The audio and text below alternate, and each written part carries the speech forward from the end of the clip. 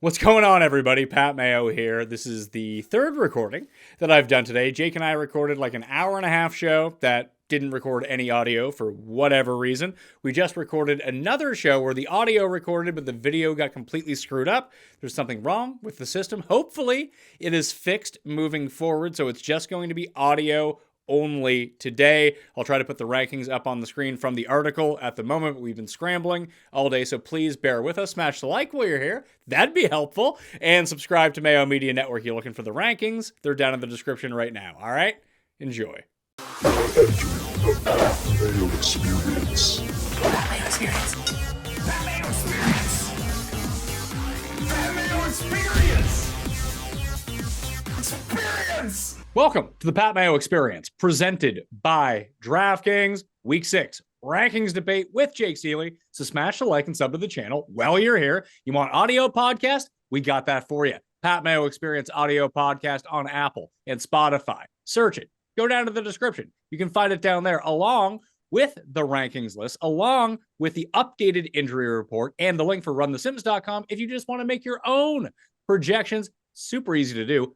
Highly recommend that you do it. And if you just use code Mayo, you get 10% off. So make it easy for yourself. In fact, if you use code RANKS for Jake Ciely, you will also get 10% off. Sir, this is the second time today we've done this. We did an entire show that was an hour and a half long, and my audio didn't record. So here we are doing the abbreviated version of the show. So I want to thank you for the extra time you're giving both me and the viewers today. Could have deprived them. They want to tune in and see if we're going to yell at each other again this week. Plus, I didn't want this Boba Pet shirt to go to waste and not be able to be viewed. I didn't notice it the first time. I'm sure you didn't. Well, I'm not looking at you when I'm doing it. I know. In all fairness, I'm looking at the camera. I know. You're looking at the camera and then I'm off to the side, so you don't get to see it till afterwards. But yes, and now you can see the Boba Pet. It's pretty nice. Can you lift it up for the viewers? Take that shirt off for us. Take the shirt off. I won't take the shirt off. Rip out the man. All right. Well, let's jump right to it because the DraftKings Listeners League link is available down in the description if you want to go play in that. But I'm just going to run through the quick injury report. Aaron Jones is out for Monday Night Football. All of a sudden, this hadn't happened when we recorded the first time, but Devin Achane, or A-Chain, as they refer to him in English, is now questionable to play with a knee injury that just kind of popped up on Monday afternoon that we didn't really know about. James Conner, I have out of the rankings for the moment. Jahmyr Gibbs, I have out of the rankings. I have Saquon Barkley out of the rankings, and Javonte Williams all out of the rankings. Could that change? Absolutely. That is why I update the rankings as we go along during the week. Shocking stuff.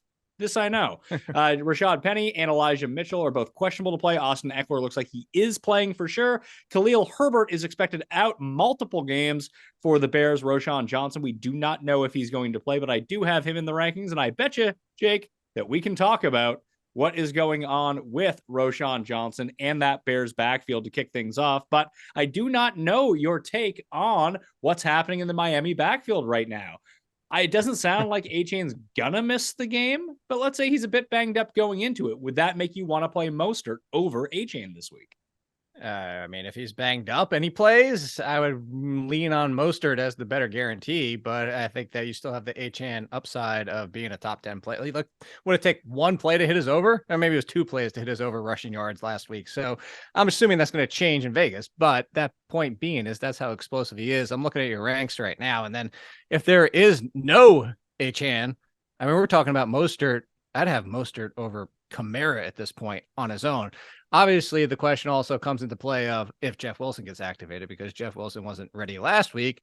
But now if you have Mostert and Jeff Wilson might become a desperation flyer in like the Samaje Perine range. But if A-Chain plays, I'm going to play him. But yes, if he's limited all week, like we were seeing with Miles Sanders, who's been annoying because of this whole limited situation the past 2 weeks, I think A-Chain would come into that conversation of, all right, you probably play him for the upside more so than Miles Sanders, but he would slide down to like a Dameon Pierce just because of the risk.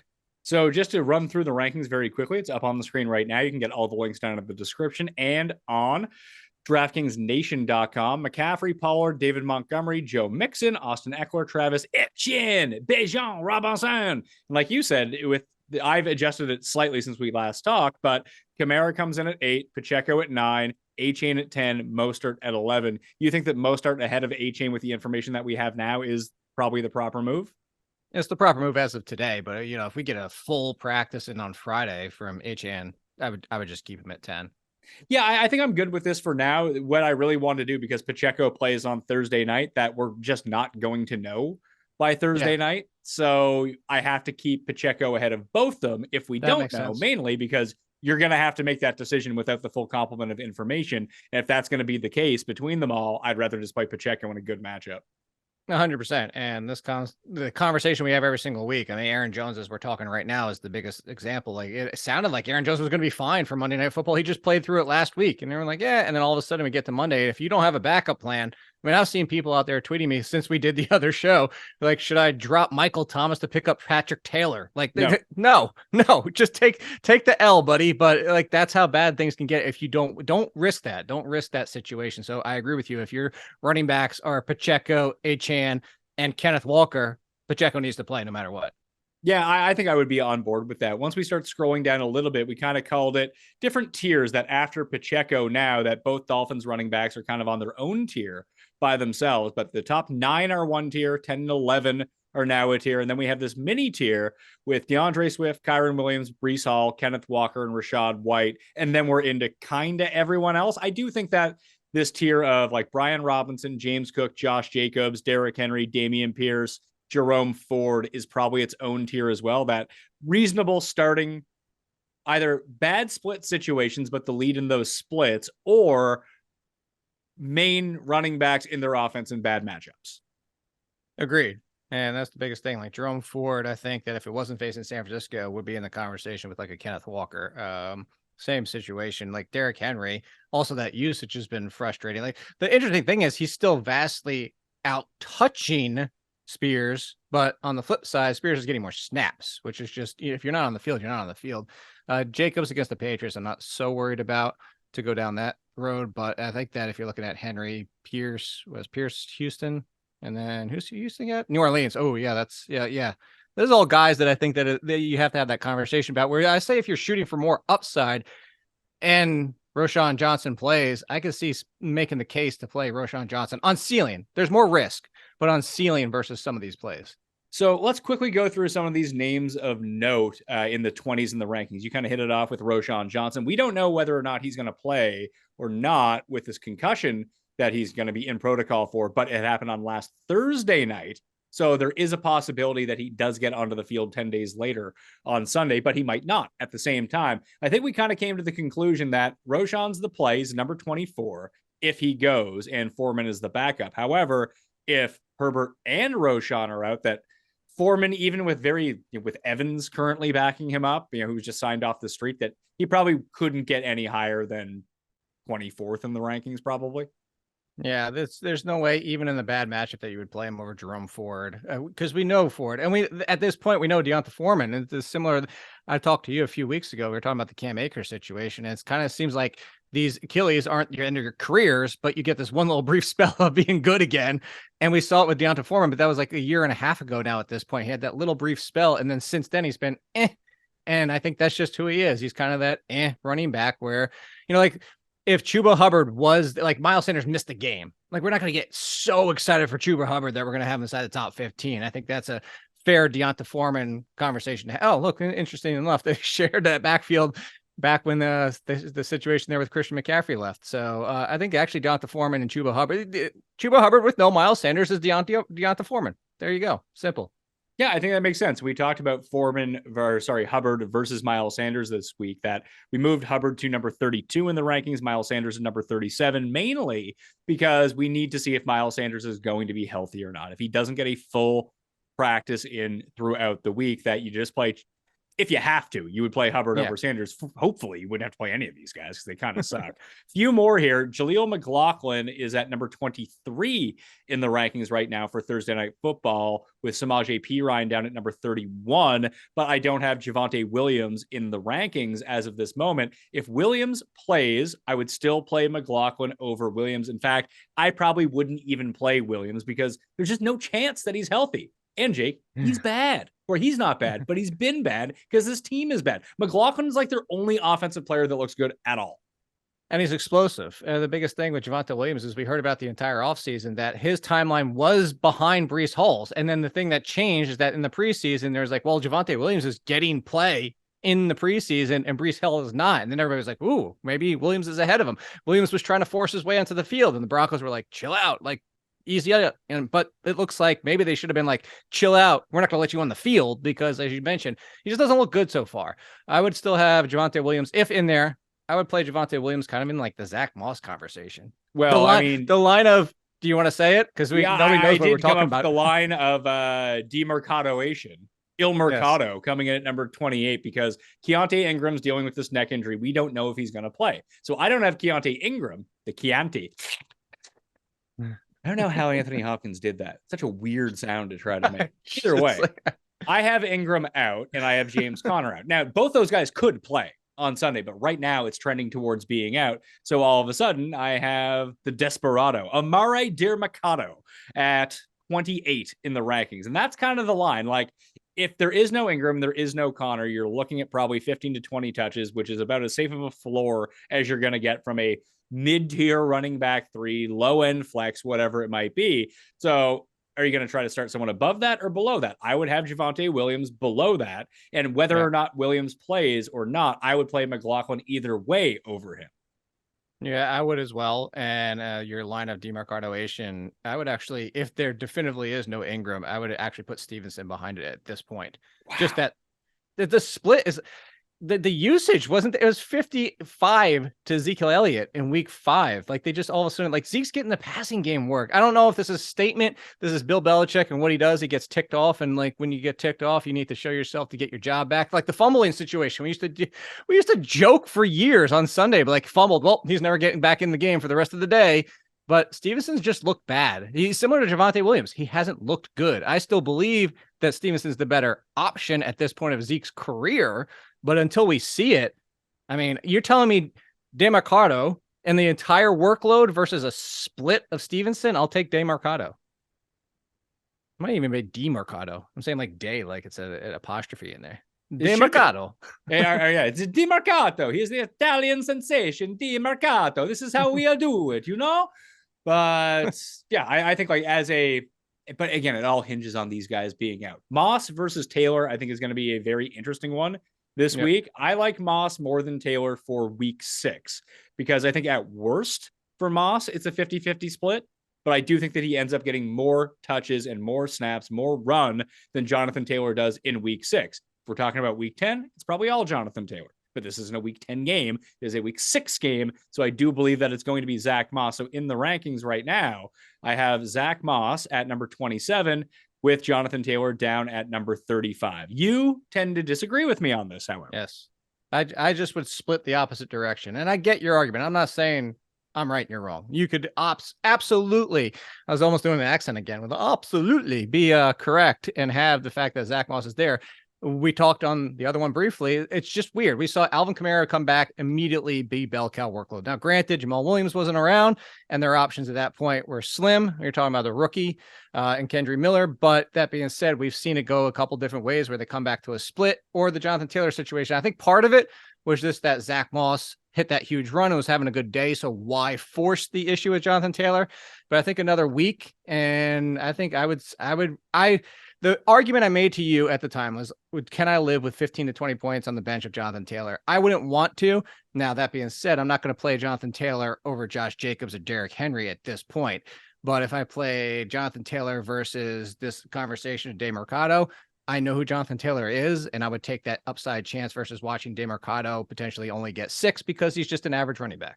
And I'm going the other way with that, that if we know that Ingram and Connor are out and you put these two next to each other, you can guarantee me this one guy, this random running back, gets 15 to 20 touches, which he would get. He would be in line for at least. I mean, crazy stuff always happens. You get hurt on the first play, whatever it might be.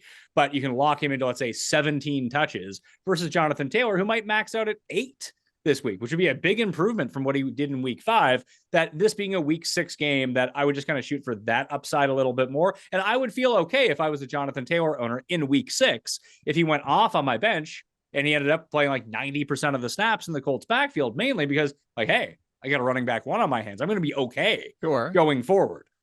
But I think your argument is what I'll throw back at you is your argument from previous weeks of Najee Harris just not any good. That's the risk. I'm not saying DeMarcado is not any good, but like Matt Breida needed 21 touches just to score 10 fantasy points. Like and I think that's where I'm coming from. What if he's just Matt Breida?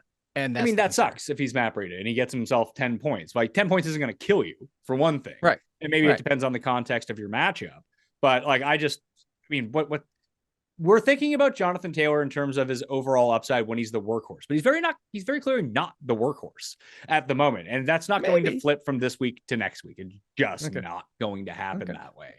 Because it would have happened 60%. Last week if that was the case. If his conditioning wasn't good enough or his grasp of this playbook wasn't good enough last week to not see the field as little as he did, then it's just not going to improve over 6 days. Like it's going to take more time. So I think that you could have played, like I had Jonathan Taylor, I think ranked at 17 last week, which was completely wrong. I know that you had him at number 20, which was completely wrong, but I was more apt to play him on the unknown of what was going to happen a week ago because I was still enamored with that upside. What if he returns and he's Jonathan Taylor, like you mentioned, like Kamara did? But now we have evidence that that's not the case. So this feels like it's going to be a ramp up situation, not, let's flick on the light switch and all of a sudden he's Jonathan Taylor.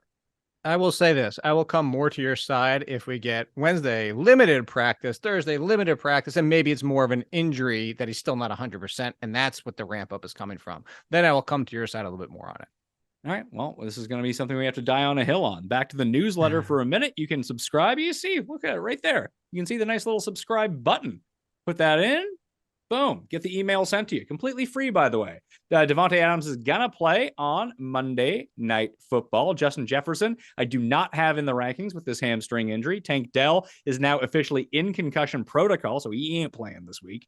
Zay Jones, we don't know. I don't have him in the rankings. Wendell Robinson suffered a concussion. He will not be playing, more than likely. No one has played on 6 days rest entering concussion protocol yet this season, so I would expect him to be out. Therefore, he is not in the rankings. Demario Douglas, Demario. He can play with our good friend Desposito, or where the fuck that guy's name was, on Arizona. And Juju both had head injuries, so I have them both out. Traylon Burks, he hasn't played in 2 weeks. I don't have him in either. He could return. Amon-Ra, I do have in the rankings. Higgins, I still have out with this ribs problem. And Mike Evans coming off the bye week with the hamstring injury, I do have in the rankings at the moment. So we'll jump over to the actual rankings. I don't think we need to spend too much time debating who's 1 and 5, because that would seem somewhat ridiculous. But we can go through everything and find out that we have. Who can we have here? Tyreek Hill, number 1. Stefan Diggs, number 2. Jamar Chase, Cooper Kupp, Devontae Adams, Amon-Ra, A.J. Brown, Keenan Allen, CeeDee Lamb, DJ Moore, Chris Olave, dropped a touchdown 2 straight weeks, and actually scored a touchdown last week anyway. But he's very close to a big game that is coming. Just needs to get some more stickum on his hands. Puka, Ayuk, DK, Evans. Now we get into a conversation. Waddle, I have at number 16. This is much lower than I initially had him. Ditto with Devonta Smith, who I've dropped down to number 23 based on your suggestion. And you kind of made the case that these guys are now very clearly the number 2s on their team. And that doesn't seem to be changing soon. If you had to bet on one of these guys being a top 10 receiver the rest of the season, which one do you think you would bet on? Between Waddle, Smith, Waddle and Smith. Just Waddle and Smith. Ooh, I think I would take Waddle. Tua is the quarterback. We've seen as in last year too. He's just that good. This offense is that good. And the difference between Devonta Smith this year, it was that stretch towards the end of last season that made a lot of us, including myself, put AJ Brown and Devonta Smith almost back to back, because it was like, ooh, what if Smith is like a 1A and like AJ Brown's the 1B just with the touchdowns. But this is clearly not the case this year. And if somebody's getting left out, it's more often. It's happened to AJ Brown. He got left out earlier this season, but it's been more often Devonta Smith. So I would go Waddle slightly, but that's only because Tua spreads it around more consistently than Devonta Smith does. So the other one with Zay Jones out right now, that we have Calvin Ridley at 19, Adam Thielen at 20, then Christian Kirk at number 21. That's one spot ahead of Nico Collins. Then it's Devonta Smith. We can kind of argue about Ridley versus Kirk, but it's unlikely that you would have both on your team. But as long as Zay Jones is out, just think both these guys are good starts, just like Adam Thielen. They're both good starts. But the interesting thing is that Kirk's been better than Calvin Ridley when Zay Jones has been out. Like that's the weird thing about it. When you saw the use from last year and we all sat here and like, why is Zay Jones the number 2 to start this year? And Zay Jones clearly, when he's healthy, when he's actually playing games, is like the number 2 option. It goes, here's what it is. When all 3 are out there, it's Ridley, Zay, Kirk. And when there is no Zay, it's Kirk then Ridley, which is the baffling part about it. So I would still narrowly lean to Ridley just because of the talent, and that just is, it's definitively better. Kirk is who he is, and it's not a bad thing. But what we ended up agreeing on was like Ridley, Thielen, Kirk. And I mean, those are as the slimmest margins as you can get in that trio. Yeah, I think the point here is that Adam Thielen's actually been quite good. And in full point PPR, he's basically, I mean, he's number 20 in the rankings. That might be too low for him at this point. It arguably might be. I have a lot of Michael Thomas and Adam Thielen this year because there's like both of them. They're not dead yet. Like, to not bury them. And I wasn't expecting this. To be fair, I did not have Adam Thielen as a top 20-25 wide receiver. You can try to take credit for that at the moment. Yeah, your camera. I mean, same as the last show. It happens. I know. People don't know. My desktop crapped out on Sat. Oh, there we go again. It's overheating. That's the thing, is I'm running everything out of a laptop this week. Well, people didn't even see that one because I had the board up for it. But either way, as we go down, so Kirk is number 21, Nico, Devonta Smith, Hollywood Brown, Jacoby Myers, Gabe Davis, DeAndre Hopkins, and Murray Cooper, Garrett Wilson, Terry McLaurin. Debo's at 31 because the guy just doesn't really do anything. Then you have Michael Pittman. And now here comes the interesting part. So I have Jordan Addison at number 33. I have KJ Osborne at number 39. It's funny because I argue, it's not that I'm arguing against myself in this spot. At least that's not the way that I'm perceiving it. But with that Zach Moss, Jonathan Taylor situation, we have a certain expectation, or at least I do, because we have to make a decision on a lineup of how that situation is going to unfold on itself. And I think it's going to be Moss over Taylor this week. And until that gap closes, that's the way I'm going to keep it. In this situation, well, KJ Osborne might be on the field for more snaps, might have more red zone targets, that if I'm going to play these two who just might not be able to function as a number 1, whichever one is going to be number 1, give me the guy who's the deep play threat that's going to catch touchdowns at a higher rate than KJ Osborne. That is why I have Jordan Addison higher than Osborne right now. Yeah, we talked about it, and Addison has more end zone targets than Osborne does, but Osborne has 1 more red zone target. So obviously I'd rather see you in the end zone as well. Since we talked, I looked at just once the fourth quarter, like once we lost Justin Jefferson in that game, and both of them were out there for 100% of the routes. Brandon Powell, as you mentioned earlier, when nobody saw that show, got mixed in there, but those were the two. It was KJ Osborne and Jordan Addison. The interesting thing here is that Osborne was in the slot for 10 routes, which is 40% of the time, only 16.74 routes for Addison, which obviously gives him more upside, as you're arguing, because 14.75 air yards per target for Addison, a robust 5.5 for KJ Osborne. So as you said, I'm going to take the upside play here when you have 2 receivers. This is very similar to the situation was who the other 2 wide receivers? Oh, Tyler Boyd, which we'll talk about way later in your ranks. But that one, Tyler Boyd was on the very, very low end of the routes and the targets per air yards. And on the flip side, Trenton Irwin was almost 3 times as much. Yeah, Trenton Irwin is now number 46 in the rankings, and Boyd is number 53. It's not like Boyd is completely useless. That can most definitely flip, but with what you saw, maybe it was an Arizona scheme thing anyway. Now, all of this changes, obviously, if T. Higgins is in the game versus out of the game. Then I don't think that the crocodile on Trenton Irwin is going to have as many routes or as many deep routes for sure. And maybe Jamar Chase, they eventually just had to stack so much onto him. Not that it mattered because he was unstoppable, that Irwin was just kind of running free. But I would trust Irwin more this week than I would trust Tyler Boyd.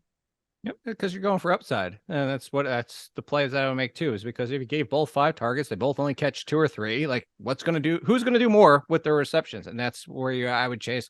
If the air yards per target were a little bit different, like if it was like 7 to 5 or 7 to 10 on the opposite end, then obviously I would take the person running 10, 15 more routes. But when it's this big of a gap, that's always going to chase the upside. Yeah, we spoke a little bit about Kansas City receivers. Rashee Rice is the guy, despite not playing many snaps or running a ton of routes, that when he's on the field, he's the one that they throw the ball to. So that does have value, as I hear, in collecting fantasy points, is actually getting the ball coming to you. So that's good news for him, but he's still pretty low in the rankings. He is number 48. And we had a bit of a conversation about if you need to like stream someone this week or have a potential high upside play, like Robert Woods without Tank Dell is a really nice play. throughout the week, the more I think about it, the more I think I might move him up from 42, but it's not essential to do that right now. But DJ Chark and Jonathan Mingo as the shadows to Adam Thielen. Adam Thielen's the one driving everything on this team right now. And like his receiving total versus everyone else's is out of control good. However, in a game where they're like 15-point underdogs, there's just going to be a lot of throwing. You might be able to get yourself 7, 8, 9, 10 targets from both of these guys this week. And I would have to believe that they're pretty widely available if you need them.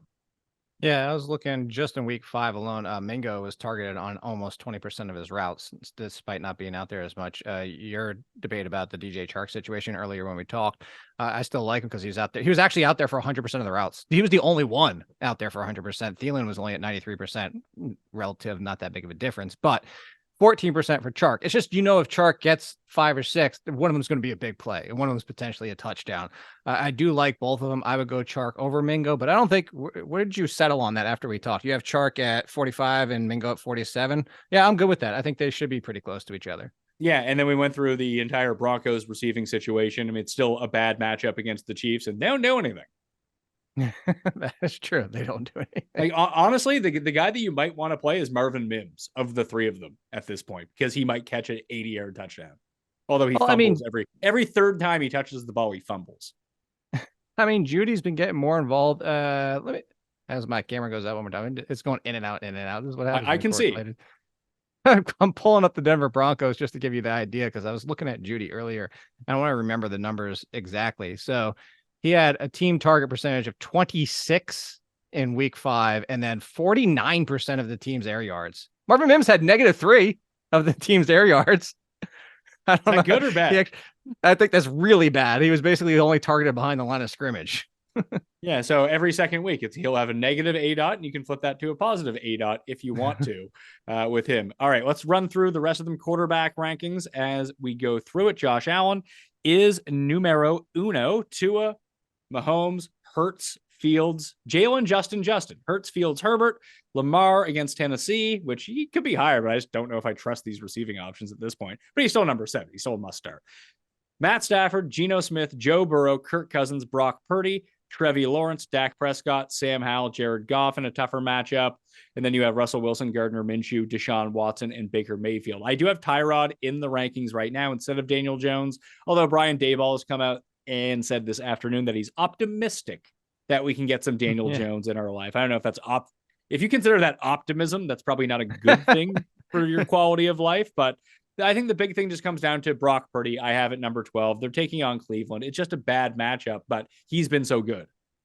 He has been so good, but I think that's where you have to draw the line. Like if it wasn't Cleveland, I could see making the case over Geno Smith. But yeah, I think that matchup's so terrifying. And it has nothing to do with it, but I was pulling numbers since I talked to you.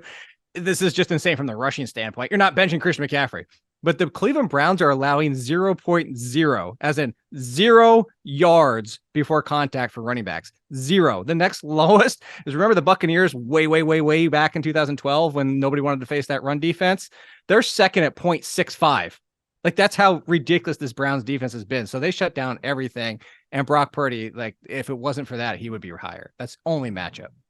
Tight end rankings for week number 6. Kelsey, Laporta, Mark Andrews, TJ Hawkinson, George Kittle, Evan Ingram, Dallas Goedert, Darren Waller. That's assuming that Tyrod is in. I think those are the clear top 8 at the moment. And then you're into roulette, every week roulette with Schultz, Kmet, Logan Thomas, and Ertz. I think are in that mix. Ferguson and Pitts are probably there as well. Then we have Conklin, Jonnu Smith, Chig, Hunter Henry, Tower Higbee, Adam Troutman, who got a touchdown last week. That was nice. But I think that the conversation has to revolve around Sam Laporta. I know that you put out the Twitter poll about what we have in terms of Laporta versus the rest. Did you pull it up? Did and you see what I the think final results were? I think that Laporta, I don't know if he has enough value to go through with it this way, but I think that Laporta is basically as good as Mark Andrews the rest of the year.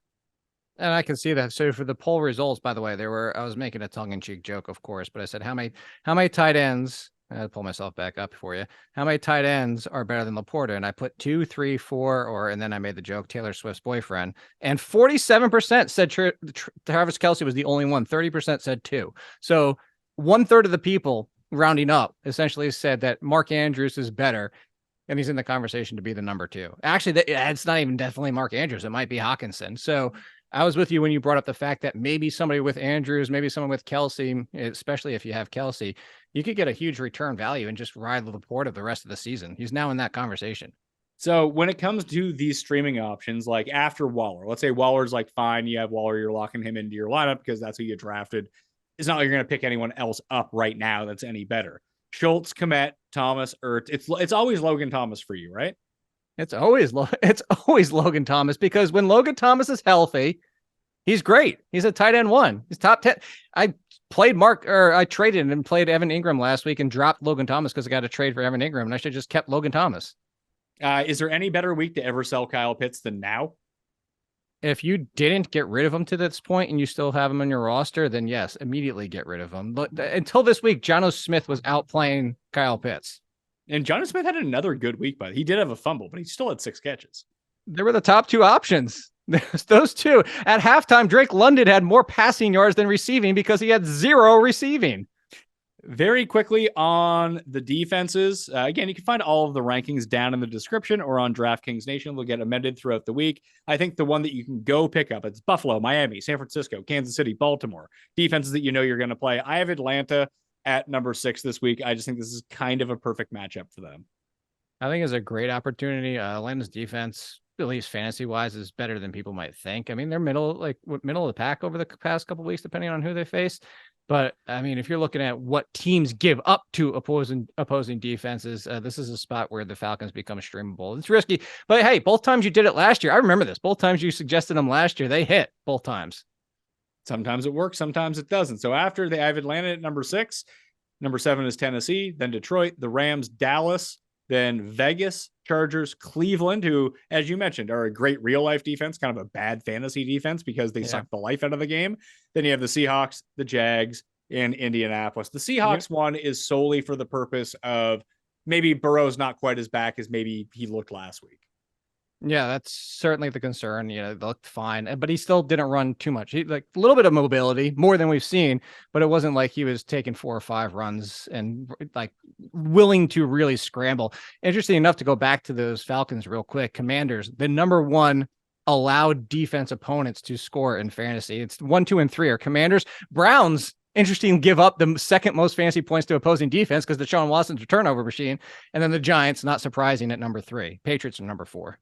Yeah, just and we in the interim between doing the shows as well, Tucker Vera is going to be out for the Jets. So he was basically like their only good offensive lineman who was still healthy. So it's not like you weren't streaming against the Jets anyway with Zach Wilson, but now it might be even better. And it might be, that's more concerning against that Philly front for Breece Hall. I argued to put Breece Hall higher in that earlier show, and now that I saw that news as well, now I'm like, okay, mid RB2. We'll leave him there. Mid RB2 is fine. The thing with Breece is going to be, he's going to have bad games, but as we just saw, like, it's just one move, he's gone, and all of a sudden he makes your week. Yeah, which is why if A-Chain is out there, even limited, I think he's still again, limited all the way through Friday, still worth the play, but not quite as high. All right, that will do it on the Pat Mayo Experience. Want to thank Jake for making the extra time to record a secondary show with me. He's doing it from his bad stream laptop, but hey, this is the only way that the laptop didn't want to do it. Yeah, I mean, this was the only way that we were going to get the show in, so I really appreciate you taking the time to come back and record with me, man. Thank you. No problem. Always happy. And there you go. You can see his name, Jake Ciely. It's up there on the screen right now. You can follow him on Twitter at AllenKid. Go to theathletic.com to check out his waiver column midnight on Monday, and then rankings midnight on Tuesday. My rankings are up already. You just saw them. DraftKings Network, or down in the description. The email link is down in the description as well, as is the DraftKings Listeners League. 3,000 spots this week, $15 to play, 3 max entry. But here's the good part. Rake free, thus making it the best tournament on DraftKings. Smash a like and sub to the channel on the way out, okay? Thank you all for watching. I'll see you next time.